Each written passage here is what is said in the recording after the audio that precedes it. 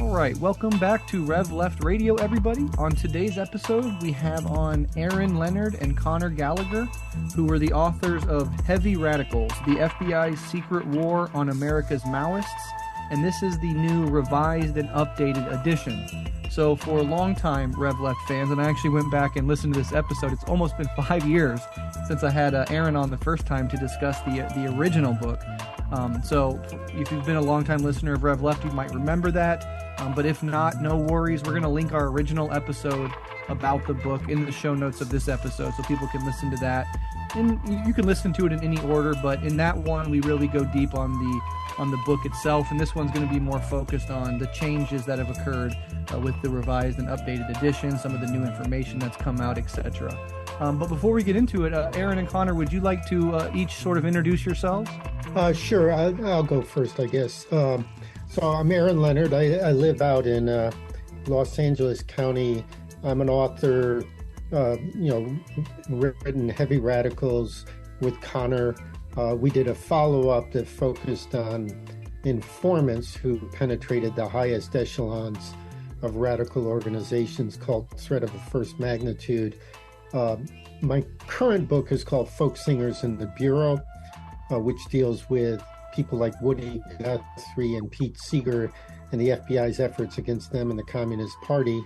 And then I have a book coming out in February called Whole World in an Uproar, Music, Rebellion, and Repression from 1955 to 1972 that talks about everyone from the rock and roll evangelist Alan Freed to Jefferson Airplane to Jim Morrison. So that's coming out on Valentine's Day. So that's who I am. I'm Conor Gallagher, from New York originally, but currently living in Italy. And so, as Aaron mentioned, we both worked together on our first book, Heavy Radicals, about the history of the Revolutionary Communist Party in the USA. And then we did that follow-up book, Threat of the First Magnitude. And I'm continuing to work on doing research related to American communism in the 20th century, and specifically where it intersects with the FBI attempts at surveillance, infiltration, and suppression, especially in that post-World War II period. Nice. And it's also worth mentioning that I have had both of you on at one other point, I believe, talking about the assassination of Fred Hampton, some of that new information. So again, longtime listeners should be familiar to some degree with both of you.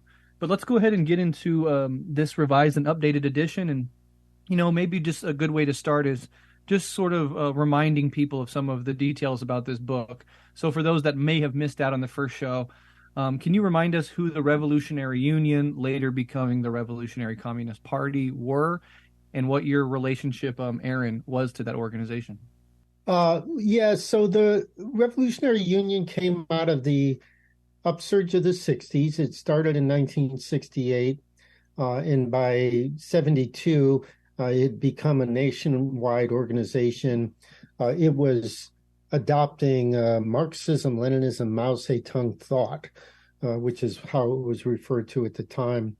And it attracted elements of Students for a Democratic Society. It attracted other students who had come after SDS's collapse. It had a big appeal among anti-war veterans, VVAW, the Vietnam Veterans Against the War, ultimately incorporated into the RU and the RCP. And it sent its cadre into factories in the early and mid-70s. It had workers in Seattle, in the minefields in West Virginia, in the steel mills in Pittsburgh and Baltimore. When Mao Zedong died, there was a major schism in the group, one of many, but it was kind of the final schism, which left the Revolutionary Communist Party nominally the larger group. Bob Avakian by then had ascended to the ultimate leadership. Before that, he had been an important leader, but he became the preeminent and sole one.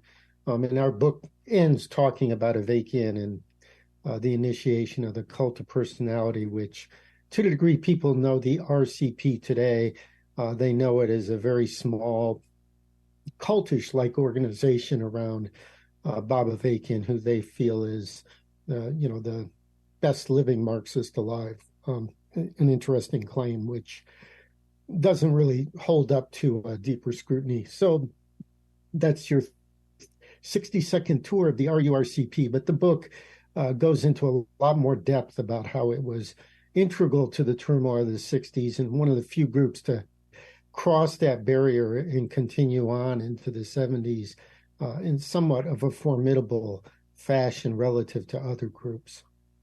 Yeah, absolutely. Connor, anything to add to that?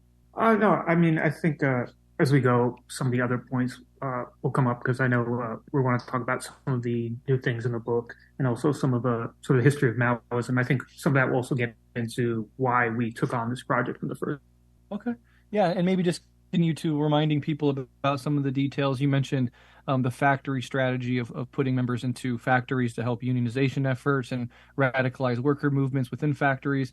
Can either of you discuss a little bit more of some of the organizing efforts, some of the strategies of the RURCP, and sort of what their major successes were?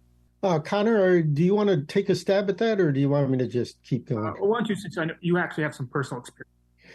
Yeah, so the factory stuff it's funny, and I'm still mulling it over because I mean there was a big debate in the radical movement of the 60s, whether or not to give up on the working class, which some people felt it was just all white and racist and backward, and there was no ability to organize there. The RU argued, well, if you're going to embrace Marxism, Leninism, you have to go to the working class.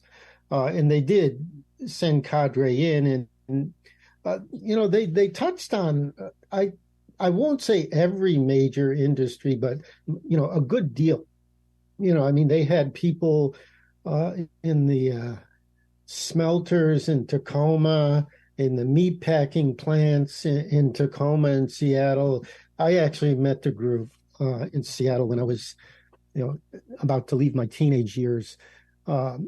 People worked in the post office in the Midwest and the East Coast. They had folks in the major auto plants. John Melrod worked at American Motors. He's just written a memoir, which is fascinating. Your listeners would probably appreciate it.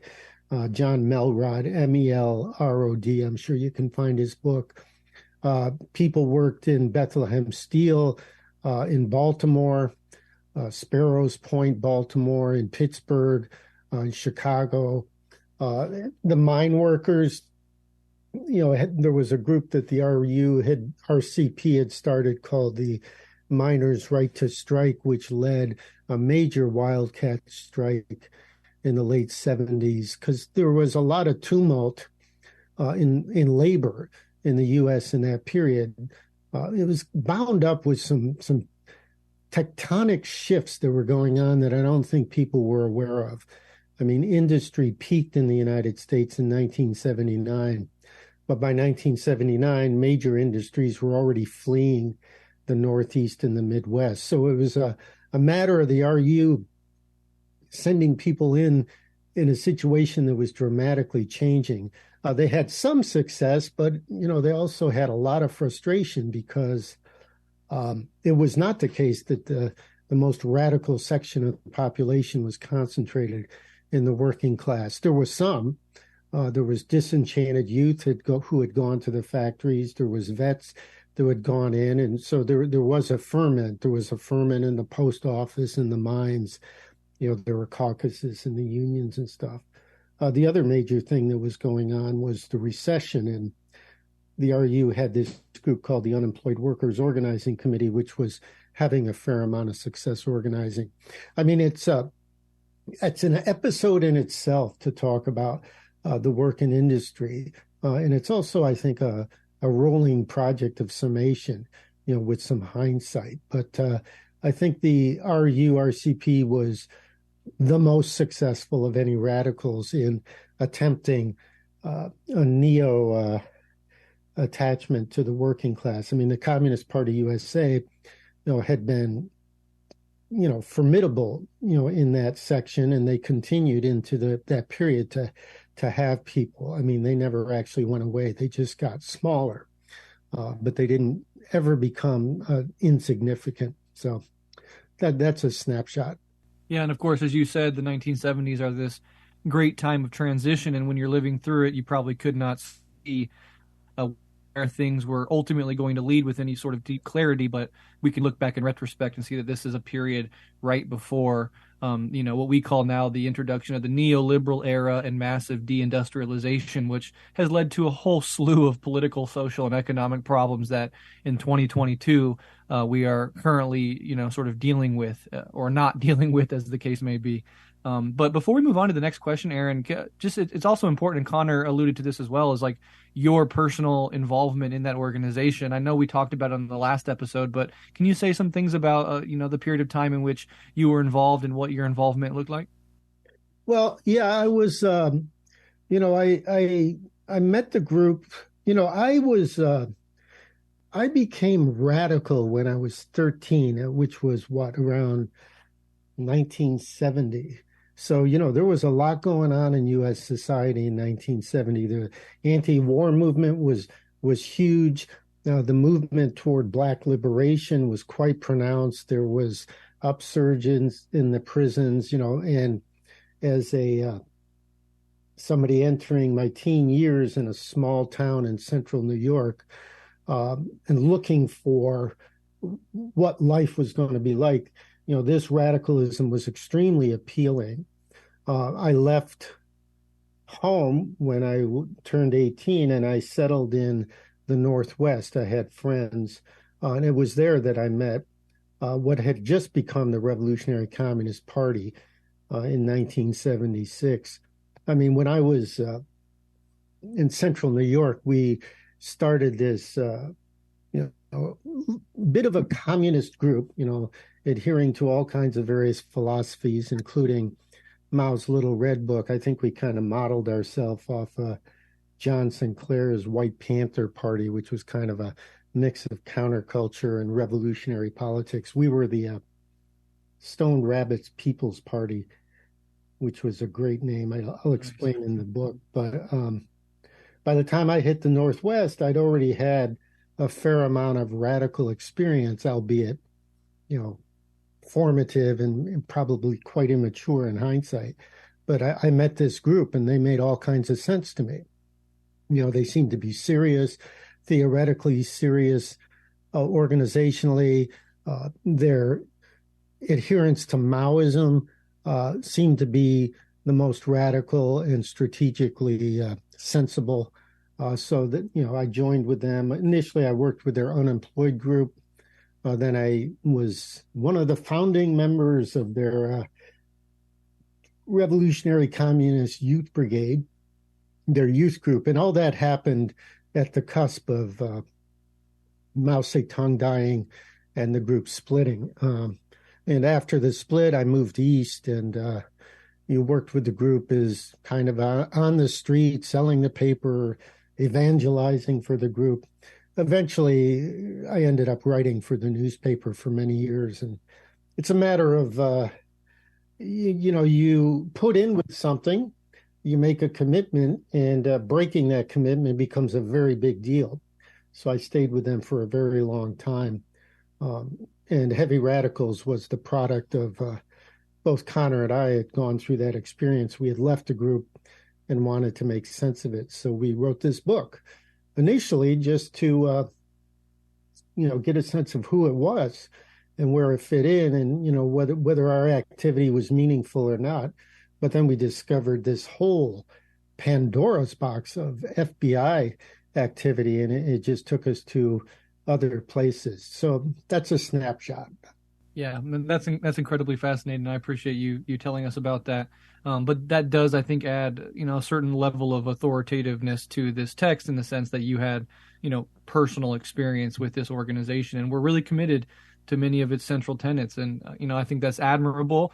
I deeply respect the Maoist tradition and Maoist political theory. I think it is fascinating, and there's Maoist movements in India, in the Philippines, etc. As we speak right now, waging people's war against various right-wing regimes, and that's something that we should talk about and we should discuss as people on the revolutionary socialist left. But you discuss in your book a sort of general sense of dismissal that you were sometimes met with in the process of telling this story, precisely in part because Maoism is widely seen as a fringe politic in the United States. So why is this story worth telling, and why was the RCP an important political formation in the Maoist sense in that time? Yeah, I mean, there's obviously a lot of debate to be had about the 60s, 70s, various political trends and the left's response to certain political developments. But one thing we really got a better sense of from the book is if you're not talking about Maoist trends within the US or even globally, you're actually have an incomplete picture of what happened. And so when we started, as Aaron mentioned, sort of trying to assess what we had participated in, there was this idea that we wanted to make sense of what it was, but there's sort of a weird paradox happened of the more we looked at the group and wrote this book, there were more ways we found ourselves disagreeing with the group and what it done, but also paradoxically seeing that it was actually much more important than we had initially realized. And so if we're going to talk about the 60s, are you going to talk about the 60s without talking about SDS? No. Well, who was one of the most influential groups within SDS at the time that it was breaking up? It was the RU.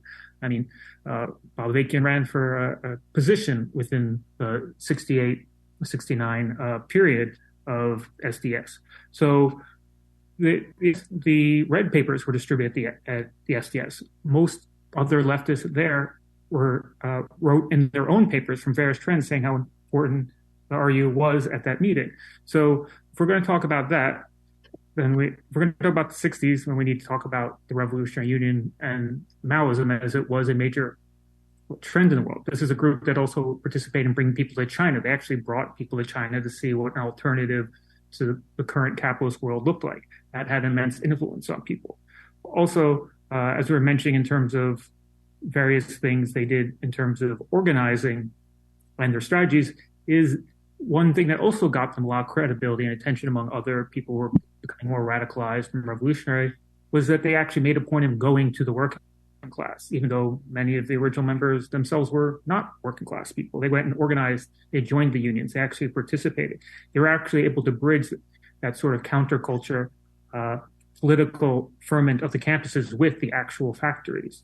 And in one sense, maybe they did a little too much of abandoning the campus, but they did send the majority of those people who had been formerly students in the organization into actual factories and actually across the country were involved in some of the most important organizing efforts. And this is part of what allowed them to build up into a national organization, right? They were theoretical. They were putting out legitimate polemics and serious philosophical work. Whether or not you want to agree with it, that's another issue. But they were doing that, and then they were inspiring other collectives around the country who were reading that, agreeing with them, and forming. And wow, they went from basically a handful of people in the Bay Area to an actual nationwide organization, which actually a lot of other groups who attempted to do the same thing weren't nearly as successful and didn't get nearly as large. Yeah, if I could add on to that, and a little anecdote is I saw on Twitter recently somebody posted a picture of Huey Newton in China. Huey Newton visited China, and this is in the new version. He visited in China at the same time that the RU delegation visited China. The RU delegation was given a fairly privileged status. They met Zhou Enlai, as most people did. They met, I don't know the comrade's name, but the general who was instrumental in liberating Shanghai fated the group. But so there's this picture in Twitter of Huey Newton in China, and the implication is, Huey, embracing revolutionary China. And I went back and looked and read Revolutionary Suicide in Elaine Brown's book, which also discusses the time that Newton, her, and Robert Breht, who was Newton's bodyguard, they visited China. And their account, it's frankly appalling. Elaine Brown says nothing about visiting China. Her main account is being in a Hong Kong hotel, naked in bathrobes with Huey watching the sunrise. She doesn't say anything about visiting China. Newton does talk about visiting China, but he doesn't say anything about the people he met or the experience or any of the conflicts that were going on. He mainly makes some references about being greeted as a state official, which, that's of some consequences and it merits mention, but it's a footnote, in this version because it's in stark contrast to Danielle Zaritis, who was on the RU tour, and she talks about, the incredible experience of meeting people, in the countryside, their summation of the great leap forward, their sense of the internal politics of the day, and it's a very living picture of a country that is in enormous conflict between a section that is attempting to create a different kind of society and a section that, is pretty comfortable with the status quo. So, Black Against Empire actually opens with Huey Newton's visit to China, and, it's mythologized, and you don't really get the sense that Newton, he was not a Maoist at that point. He was actually inclining toward something else. But yet here's this group, the RU, which is the preeminent Maoist group in the U.S., and it's almost excised from history. Were it not for Conor and my inaugural work, it wouldn't be there. And there's a certain combativity, I think, on Conor and our part of saying, no, this stuff happened. This was there. It was important. It had limitations, and we came out of the other side being very critical of a lot of the RU and RCP's ultimate directions and policies, but they were there. And the FBI was not, in outer space for thinking they were a big deal. There was the potential for it to be highly consequential. So that's by way of addition on that. Absolutely. And I think so much of what both of you said is crucial, but especially this point that it's really, you and Conor's work that stands almost alone in taking this part of history seriously and clarifying what was actually happening and the theoretical impetus behind it. Are you aware of any other books that attempt to cover even just like Maoism in the United States at any point in history, or is it literally just your guys' work? Conor, maybe you can speak some to the revolution in the air, and I can jump on anything I can add to that. Yeah, well, off air, Aaron and I the other day were having an interesting conversation about every time there's new book on Hoover, it seems to be more a reflection of what people think at that time than actually a critical reassessment necessarily of Hoover. And what I mean by that is, I think if you look at where a lot of left-leaning historians are at the moment, I think there's a thing they want to say this is more important than that. And part of what we did with the book is, look, this was not a group in the 60s. It's not some group in the 60s. This was a very important group in the 60s. We wrote this book because it's important. We didn't just write it because someone hadn't written it before. And I think that's part of what it is. I think there's a lot of currently tendencies on the left of wanting to sort of not sort of be too definitive about this is the correct thing or this is right, which, I'm not saying people should be dogmatic, but look, if this group was big, it's important. So, to go back to this example of they're missing from history is, if we're going to talk about the anti-war movement in the U.S., that's a very big deal. Lots of people have written books about it. If we're going to talk about the anti-war movement, we need to talk about Vietnam veterans against the war, one of the most significant, important groups of that time period. Now, there's a lot of controversy about what happened to that group and how it became essentially really absorbed by the Revolutionary Union. And once again, we can debate how that happened. Was it good? Was it bad? But to just not even address it or talk about it is, frankly, just ignoring an important piece of that group's development. It sort of ignores the fact that here was this group of people who had fought in Vietnam, who had actually gone from fighting for the U.S. to turning their back and saying, if we're ever going to have to pick up weapons again, it's going to be to take down the U.S. government. And then you have a big question of those people who have that thought, that have that sense of unity. Well, when the Vietnam War ends, what do those people do? Well, a lot of them actually got turned on to becoming more radicalized, more revolutionary, joining the Revolution Union. But the majority of books that talk about anti-war movement and Vietnam veterans against the war don't even mention this immense ideological crisis that was thrown in front of the group. And so part of what I'm getting into, I realize I'm going on a little bit of a tangent, is I think there's not enough focus currently. I mean, this is just my idea here, is that there's not enough focus on, well, what was important? What was the defining things? I think there's a lot of people almost trying to uncover hidden history, which I think there's value to, but almost uncovering things that are hidden for their own sake, as opposed to actually trying to figure out, well, what was actually the most important dynamic going on? Like, yes, there were other trends going on in the 60s.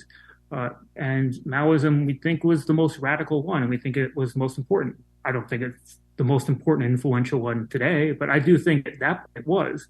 And there's a lot of things we can get into about why it is, the main thing being the death of Mao and what happened in the events of China afterwards, and all of internal crises around the world of the communist parties that were following that Maoist trend. But yeah, I think there needs to be more focus on actually figuring out what's important. And I mean, I think also part of this is, as much as there's a lot of work being done by leftists and even radical historians, there is still these elements of anti-communism, I think, even among most radical sections, where there's a lot of communist history that's just been buried or ignored. I mean, the amount of times I read things about the Communist Party did, and a historian will say, well, these progressive people, and I'm like, they weren't progressive, they were communists. Right. Yeah, Breht, if I could kind of jump on that, because look, the major book that deals with, I mean, this was something we explored in the new introduction, which is, the new communist movement.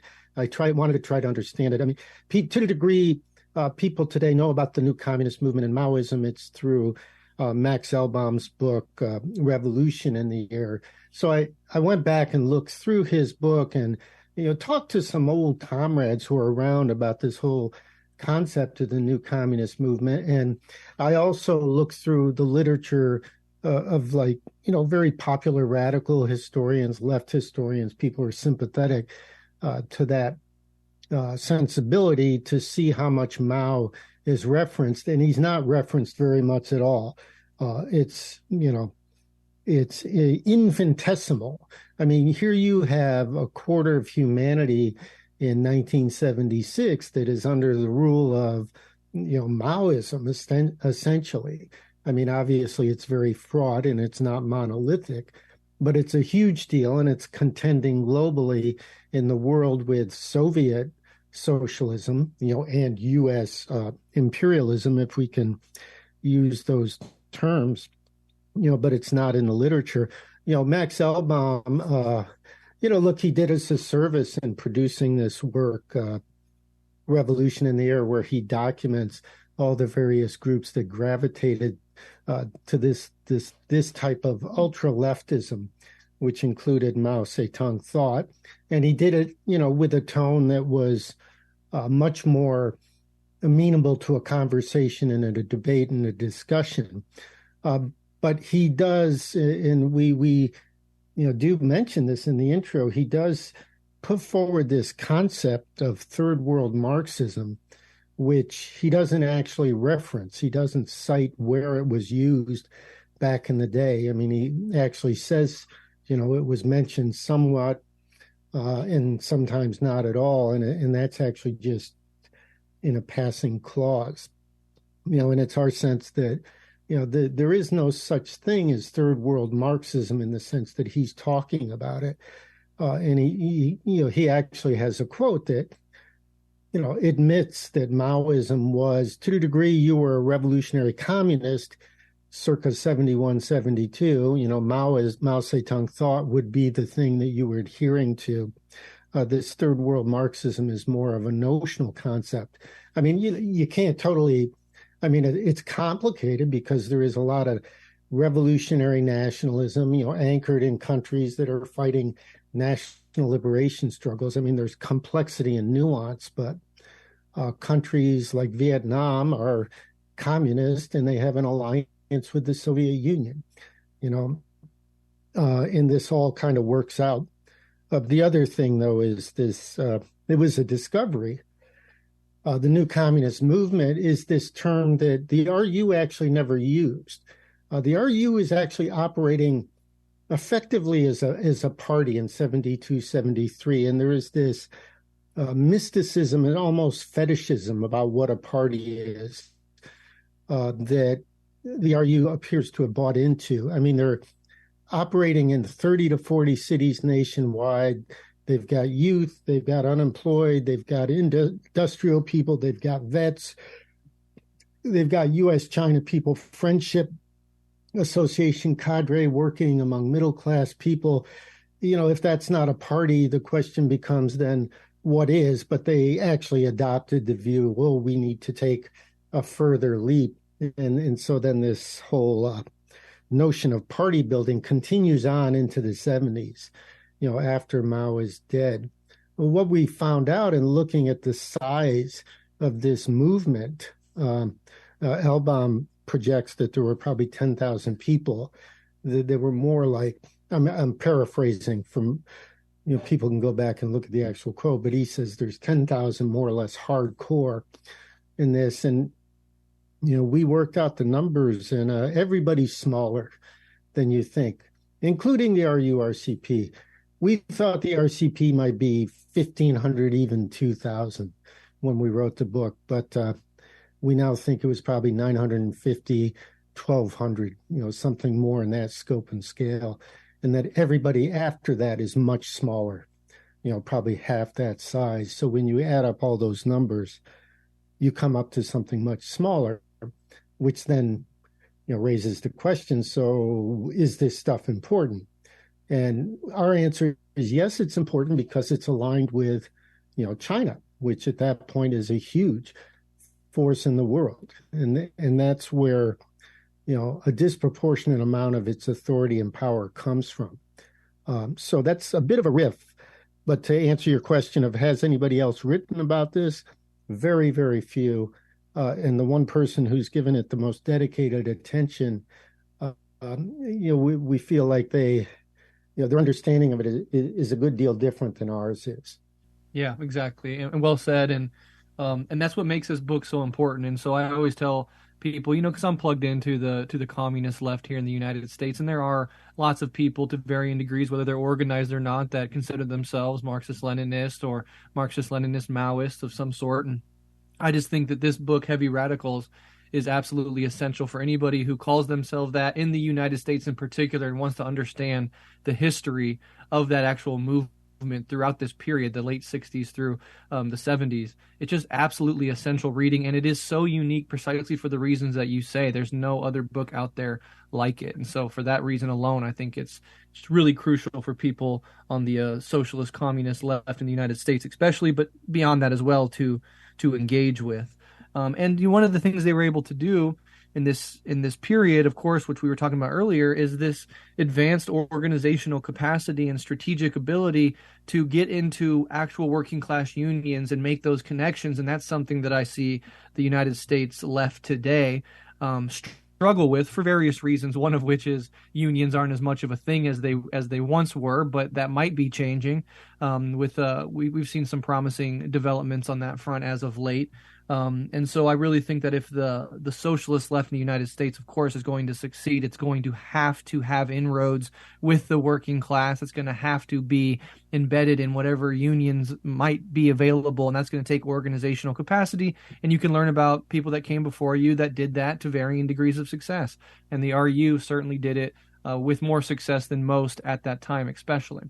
But again, let's lead into this next question because it leads in quite well, which is, this is, of course, the revised and updated edition of Heavy Radicals. So can you discuss, and I know you've perhaps alluded to or gestured toward a few of these things, but can you discuss the revisions and the updates that are included in this new edition, how you came across them, and why you ultimately felt that a re-release was necessary? Yeah, so a few things is, when we initially worked on Heavy Radicals, we did initially some FOIA work, some requests of FBI files, just to get a sense of certain things. But as you can tell from the title, the full title of Heavy Radicals, America's FBI Secret War on America's Maoists, is the FBI became a much more integral part of that book and our understanding of that organization than we initially thought it would be. And so one of the things we worked on was actually not just figuring out what the FBI knew, but who were actually informants in the group. And so in the first book, we talk about Donald H. Wright, who essentially was a person who got up to the highest, was from Chicago, and claimed that he had been part of this secret group, the AHC, the Ad Hoc Committee for Marxist-Leninist Party, or about that later. He'd been a former Black Panther member in Chicago, which we've never found any evidence to support. But essentially, he sort of had this idea that he had these ties and he's sort of like a heavy dude. And he managed to work his way all the way up to the highest level of the Revolutionary Union, which at that point would have been this 4-person secretariat. And so we basically came as close as we could to calling him an informant without saying it directly in the first book because we didn't have the smoking gun. One thing that happened through sheer coincidence is some CIA files on Richard Gibson, codenamed Sugar, who was working for the CIA, happened to cross paths with Donald H. Wright at one point. Now, once we got a hold of those unredacted files, and I had no reason to redact Donald H. Wright since he wasn't the focus of the file, we see that everything we know about Donald H. Wright that we could all put together circumstantially all essentially comes out. And it becomes clear that the FBI acknowledges his name, unredacted, was an informant for giving information to the FBI. So we have that. We also, from the first book, we knew someone in the Bay Area was also an informant, but we didn't even have enough information at that point to even speculate, just because we just didn't have enough information. Eventually, we got enough files since the first book came out, and we go into this and thread the first magnitude of this guy, Darrell Grover, who'd been an old CP'er, old person, also part of Progressive Labor before joining the RU, and he was essentially there from the third meeting on and giving information. So we sort of began to track down who, and could say with some authority, who these actual informants are. It's very important to, we feel, to look in these files, actually figure out who the informants are, but you have to be very careful about saying people are informants unless you have 100% proof. And since we didn't have 100% proof with the first book, we did not explicitly say these people are informants. But now we can because we have that proof. So that's one aspect. Another thing is that Aaron mentioned is initially based on the accomplishments of the RU and other groups, and also because of some other work like Elbaum's work, we thought the RU, other groups are bigger, but we now had an understanding that the sizes were much smaller. So as Aaron said, we have our estimates. The FBI, which is pretty well infiltrating into the RU, has smaller estimates than we do, but they're still within a range of a few hundred. So we have the idea that this movement was smaller, which in one sense is actually kind of more impressive if you think about that a smaller group of people were able to accomplish more than we initially thought. We also had a question when we first wrote the book that we were able to uncover that the FBI had created this false communist organization that they were controlling called the Ad Hoc Committee for Marxist-Leninist Party. Now, initially, this group was formed by the FBI out of Chicago as a way to disrupt the Communist Party. Essentially, they created a Maoist secret organization, is what Don Wright claimed to be a part of, that was disrupting the Communist Party in Chicago by putting forward a pro-Maoist line at a time when the CP was consolidating around a pro-Soviet Union line. Now, they were able to retool that AHC and then actually make it seem like a legitimate, very early Maoist organization and actually had the credibility of being, well, it's secret, so it seems to respect security a lot, but also it had been one of the earliest groups, so it seemed like it had been quite serious. And they were able to then retool that organization, then use it as a weapon against the RU. And so one thing we were unclear of at the time was this something that the FBI was manipulating and was a real organization, or was it something that maybe it was an organization that had some FBI informants and then some people who were unwittingly duped into joining this organization? But what we've since been able to discover is that it really was just a full FBI operation. At various times, just a small handful, seven or eight people who were essentially running this organization, putting out bulletins, communicating with other groups through secret channels, occasionally participating in international conferences with other communist organizations around the world. And then I think lastly, we have the interview with someone who was actually visited China during this time when the RU was taking people to see the People's Republic of China and see what type of transformation had happened under the socialist project, which also relates to one thing we also thought, and this seemed to be what a lot of people thought, but we've since discovered it's not quite true, is that we initially assumed that that China was sort of handing out a franchise to the RU, essentially that China was saying, you're our group in the US that we approve and that we are promoting. What we came to understand is a little more complex than that. While that after Mao died and Wang Gofeng in 1978 did officially recognize the Communist Party Marxist-Leninists, which had formerly been the October League, which is a smaller rival to the Revolutionary Union initially. They never actually officially recognized the RU, nor did they officially recognize progressive labor before that. So what they actually wanted to do is they really just sort of wanted all these groups to sort of unite and to form one grouping, which is a little different than the way they were acting, but also then makes a little more sense why there was this push towards creating these groups in the mid-70s, which we didn't entirely understand. The part of that comes as we get into the book, we focus on 4 individuals that helped give you an idea of the diversity of people who came to forge and create the RU. And one of them was this guy, Leibel Bergman. And the thing about Leibel Bergman is he had been in the Communist Party, but he had also been in the 60s, lived in China, and he had a back channel connection to communicating with people in China, specifically some powerful people in China. And this is one of the reasons. I think you're cutting out there a little bit, not Conor. Just regular. Just an amendment. My sense is that China did recognize Progressive Labor Party, but around 68, 69, they fell out. Progressive Labor Party was headed in a different direction. But if I can just augment what Conor was saying, one of the things I've come to realize is, there's a lot in heavy radicals and its follow-up that is groundbreaking. And it's kind of astonishing. It's like there's all this stuff in here, and then there's the relative silence in response to it. And I was trying to figure out, well, what's going on here? And having familiarity with the literature on the FBI, there's this myopia and narrative of the dominant authorities about what radicalism was vibrant in the 60s and what was driving things. And organized communism is not one of those things. So there's a real blindness. I mean, and I'm not just talking about the RURCP. I mean, Conor and I discovered like the COINTELPRO operation files on the Communist Party USA have never been released. And that's the single biggest COINTELPRO that was ever done. For the U.S. authorities, including J. Edgar Hoover, the biggest threat to the internal security of the United States was not the Black Panther Party. I mean, anybody who wants to really, Conor kind of led me on this, go ahead and follow that quote out. J. Edgar Hoover calls Panthers the biggest threat. And what you're going to find is a dead end, that Hoover actually gave a press conference about an annual report. And that annual report refers to the Black Panthers as the biggest threat among Black nationalist hate groups.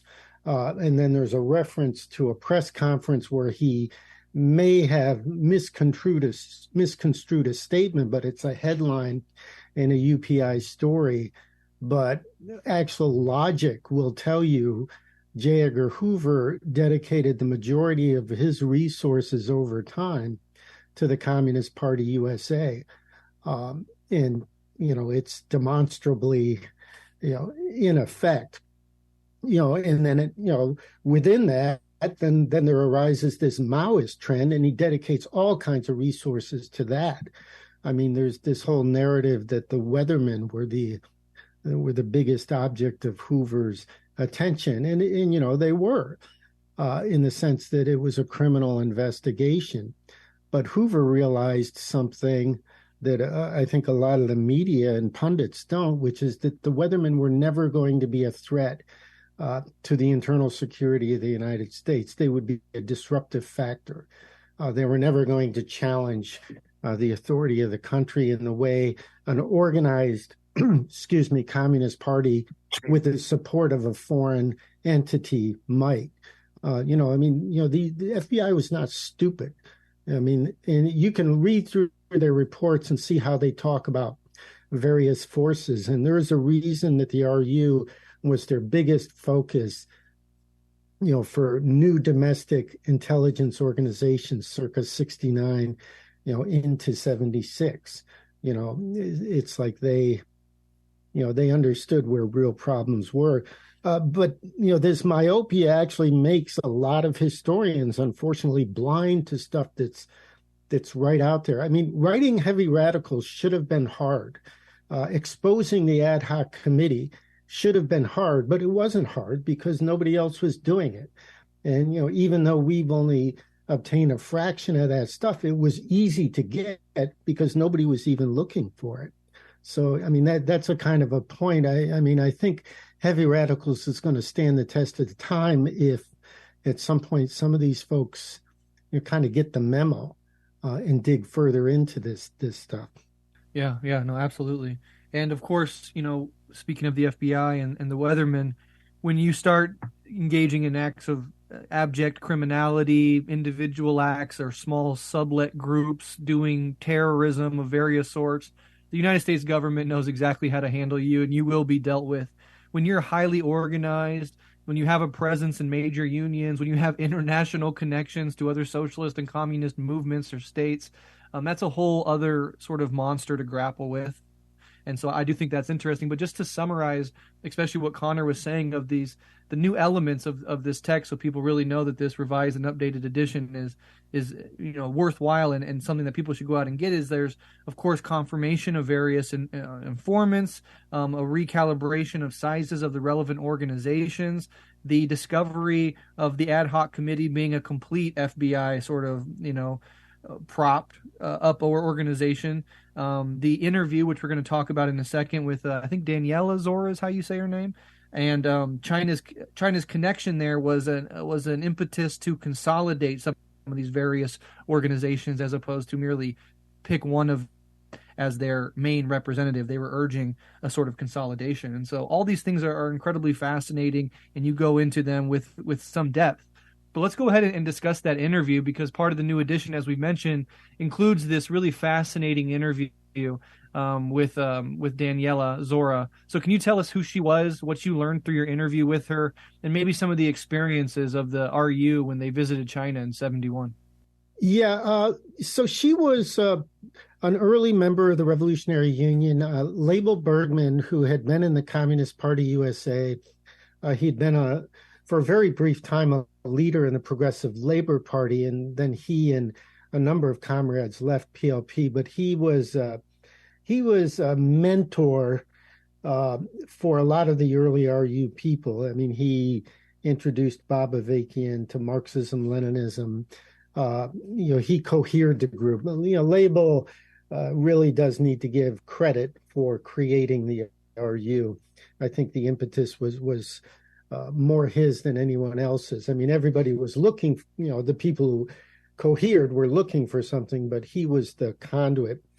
He essentially suggested Danielle and others go to China. China had put out a broad call to come in the fall of 1971. Nixon went to China in February 72. China is in a very weird place in 71. I can't get into all the geopolitics, but the Cultural Revolution is still ongoing. But it had brought China to the brink of civil war. Mao is keen to retain power, and not have things just descend into chaos. And conservative forces are, kind of seizing on that to, reassert their authority. So this is where this RU delegation comes in.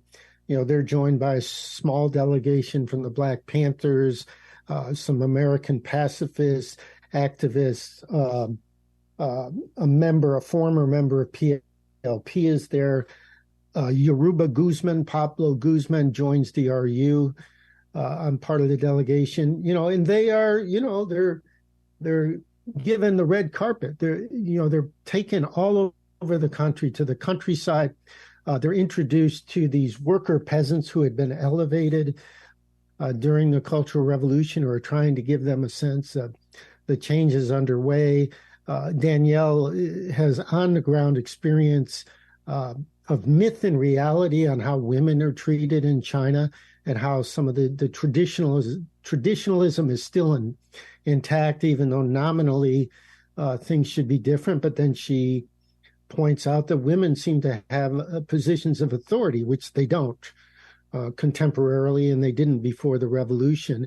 And she talks about healthcare and how it's available, and the proliferation of basic medical care via the barefoot doctors. I mean, there's a whole, I won't make this long, but there's a whole overview that she has. And, it's a critical assessment. It isn't just a fawning assessment. I mean, it is true that the Chinese, I don't think, were showing the RU everything. I mean, nobody was invited into a Politburo meeting, but they did see quite a bit. And I think if you had a critical gauge, you could see some things. And it's interesting to read it, and it is just a real gift she gave us to talk to us. And you can compare it to Baba Vakian wrote a memoir. He talks about his experience, so you can begin to piece together that tour as a whole. But that's included in the book as an appendix, but it's a very rich appendix. Yeah, I just want to add to that, because I'm as someone who got introduced to politics well after Mao had died and that transformation in China had happened. So I feel the value is there's a whole generation of people who have become active, or in some cases even radicalized and revolutionary, and don't have this concept of sort of this beacon that you're looking towards. Now, without getting into what they did right and what they did wrong and mistakes and what should people be trying to reproduce or integrate into their thinking from that experience, it's just a very different experience to understand that there was a time where people could go to a place and see a completely different world, even with its mistakes and with its flaws. This idea of this other world wasn't just an abstraction that people were debating in a meeting. It was an actual thing that existed, and people were aspired to it, and they aspired to create it in their own place. I mean, part of China producing these tours for people to come was being twofold. It was to promote their thinking around the world. It was also to create allies and have people see, but it did turn a whole bunch of people. And one thing that's really interesting, and you get some of this sense in the interview, is how this is a life-changing experience for so many people who saw this. It really was proof that there could be a different way of doing things. Yeah, absolutely. And one of the things I took away from reading that interview is just like the inspiration that, Danielle is now in her 70s and still certainly has the revolutionary fire burning in her belly, even after all these years. And she talks about 50 years of defeat. I mean, being an active member during the 60s and then 70s, and then seeing the rise of Reagan and Thatcher, and then you live through the Bill Clinton era. The 80s and 90s were a dark time for communists in the West, for sure. And so it's that whole interview is really fascinating, and I really love that it's included in this updated edition. Highly recommend. So we're approaching an hour here. I have a couple more questions for you. This question is just sort of your opinion. You can take it in any direction you want, but what do one or both of you think about the possibilities for a renewed Maoist or at least communist movement in the United States today? And what about the Maoist line? Do you find to still be powerful and relevant? Well, I mean, I'll jump on this and kind of can supplement it. I don't think there's a redo, and I don't think it's a matter of just fixing a few things. I think the socialist project of the last century, I think there's still a need of a summation that's more satisfying than what's come forward. I think within Maoism, there's a lot I mean, we write in the book that it's a little too soon to just, close the book on everything the last century brought forward. It's a little too soon to totally close the book on Maoism. It's not the same as saying it's going to resurge, in the way that was conceived, as written in the time. I mean, there's principles of Maoism that allowed, this largest populated country in the world to throw out imperialism and create a new society, to, take over the land and the means of production. It was a very sophisticated philosophy. Things like the mass line were path breaking, where, you actually listen to people and try to, synthesize their views in establishing policy. Mao's principles on warfare actually won wars, and basically, drew on Lao Tzu and a lot of, the ancients, who had, a wealth of experience. There's a lot in what Mao brought forward that is very compelling and potentially very impactful. What the future is, I mean, my personal view is, it's not at all clear, what comes next or how one gains a liberated future. I do wish people were asking, and some people are, but I wish they were asking more complicated questions. Breht, what you referred to is, where is the working class today? What is the force for change? And then globally, what may or may not be shaping up that could give rise to, if calamitous, but still a transformatory change.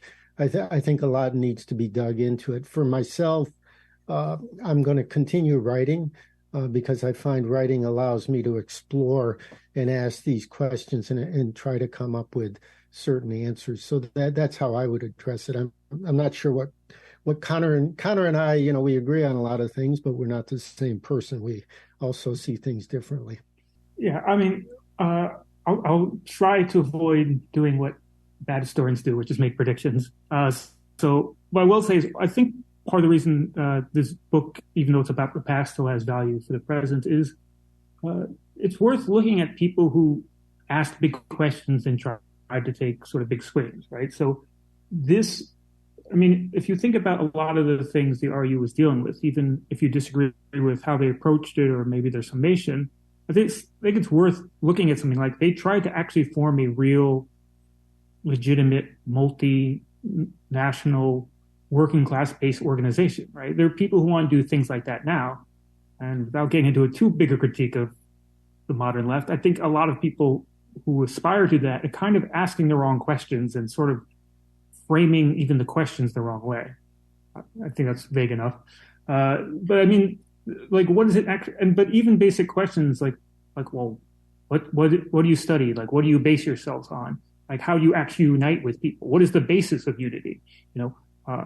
And I think also there's a lot to be said with, what does it mean actually have a dedicated, hardcore grouping of people that can accomplish it? I mean, one of the things I think why we and other people initially thought these groups were much bigger is how much they got accomplished. And I don't think that's something to dismiss, even if you can like look at, like, say, the modern RCP and say, well, it's small and insignificant and doesn't really have much influence or respect. I mean, these are groups, are you among them, that accomplished? I mean, these are people who like changed America's mood about like Vietnam War. These are people who actually made so the U.S. actually abandoned the draft. I mean, these people were trying to change the world, and they didn't accomplish everything they wanted to, obviously. But I mean, they changed the culture dramatically. I mean, if you think about the way the U.S.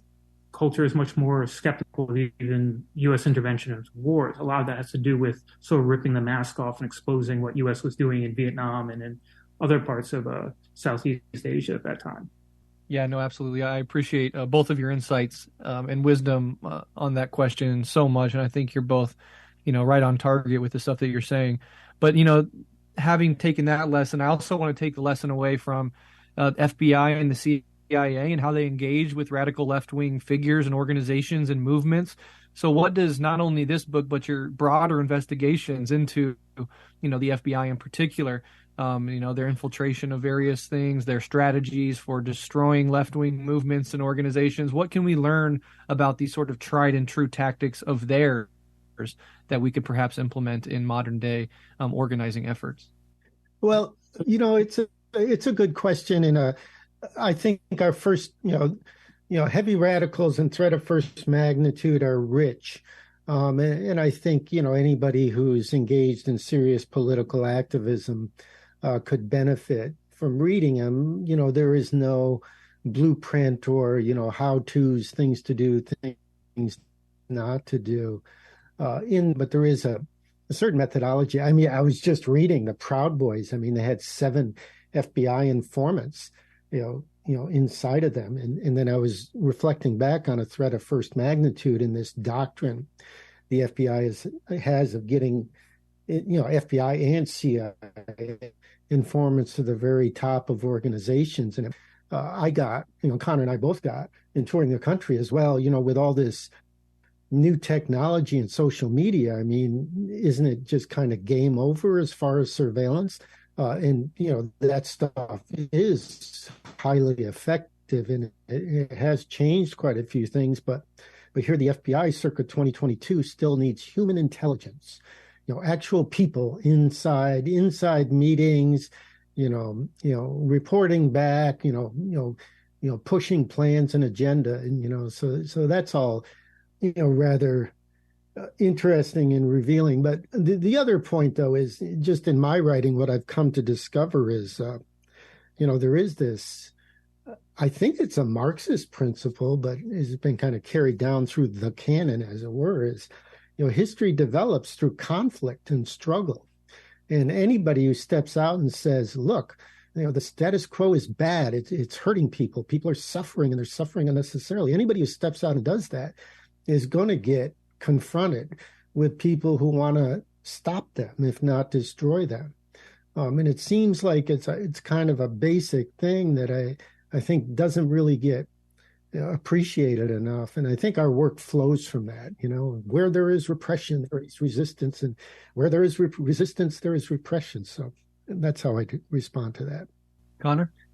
Just to add a couple points on that is, I can't speak directly on what the FBI is doing currently just because I don't have access to those files and I'm not studying current civil rights groups or other radical groups of the day.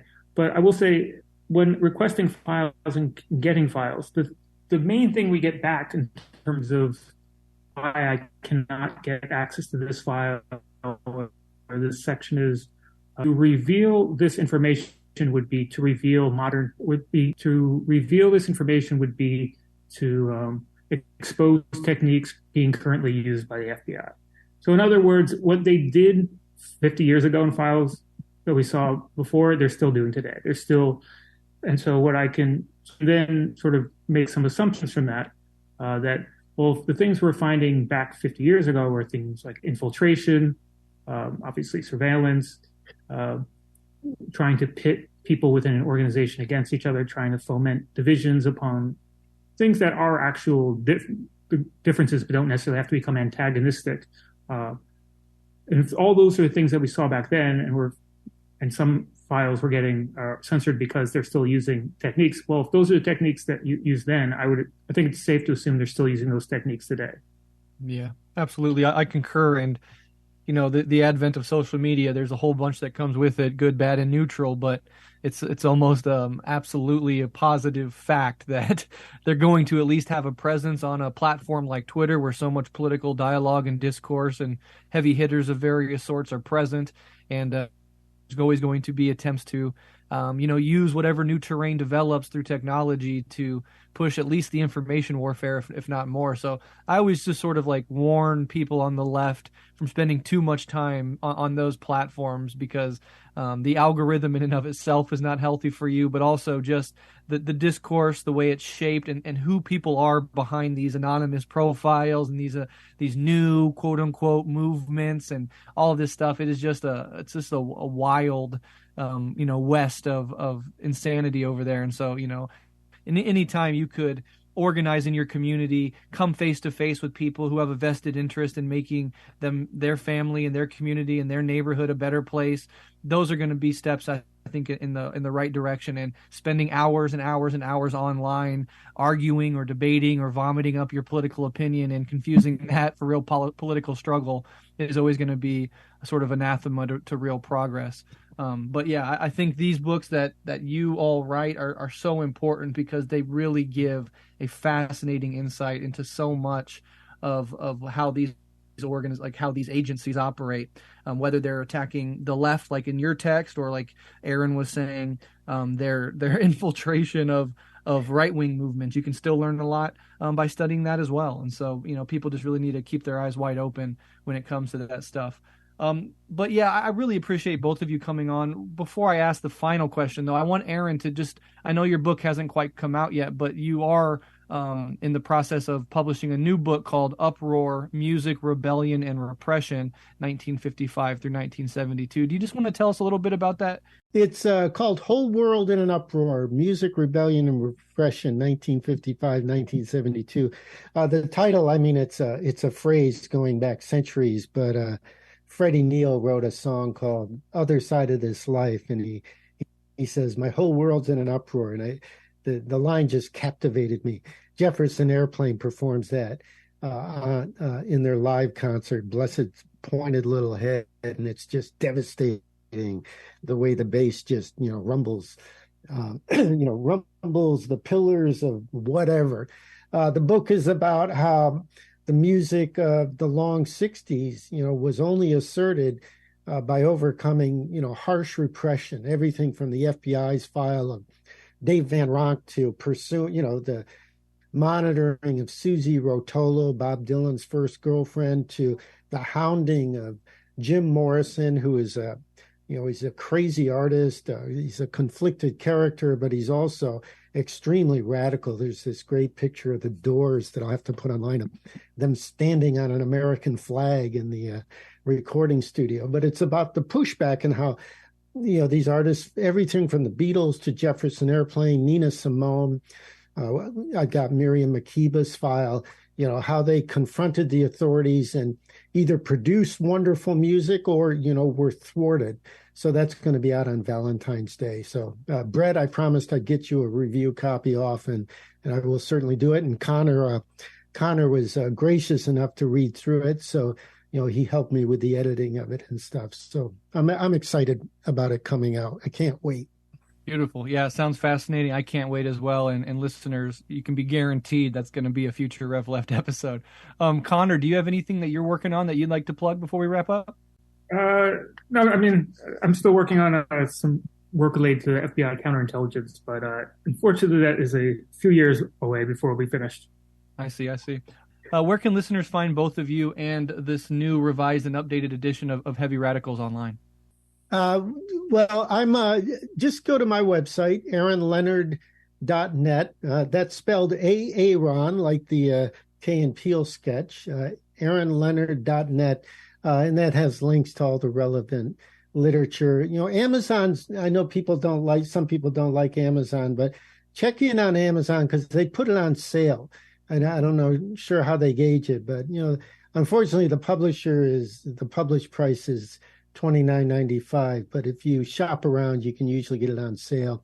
If you've got the old book and your wallet's tight, get the ebook. It's considerably cheaper and you can read the new material. But if you want to support us and make Zero Books happy, Zero is recently rejoined Repeater Books. I know there's some controversy among some people, but Zero and our publisher, I'm having a mental flip, but our publisher took a chance, publishing Heavy Radicals, and supporting the book by buying it is helpful to them and to us, and so it's worthwhile.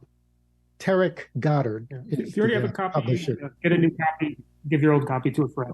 Yep, absolutely. And I will link to that in the show notes so people can find it as easy as possible. Thank you, Aaron. Thank you, Connor, not only for coming on the show once again and sharing your insight with us, but also for all the really important and unique work that both of you do. You always have a place here at Rev Left Radio, whenever and for any reason. Breht, thanks for having us on. It's always fun talking to you, man. Thanks, man. Yeah, hey. I've been reading Mao and drinking water. I've been reading out loud to my daughter. The homies coming home from doing 90s biz. Told me all the homies up at Corcoran love my latest shit. We gon' get you right when you come home, Chachi. What's up, Chachi? They might try send you back to Manila, probably. My Southeast San Diego partner gamble down. We ain't tripping, he a soldier, he'll be back around. In Seattle getting early morning texts. Said my uncle getting transferred out to Texas, Utah next. But I've been reading Maoist smoking less. Said I've been reading Maoist smoking less. Reading baby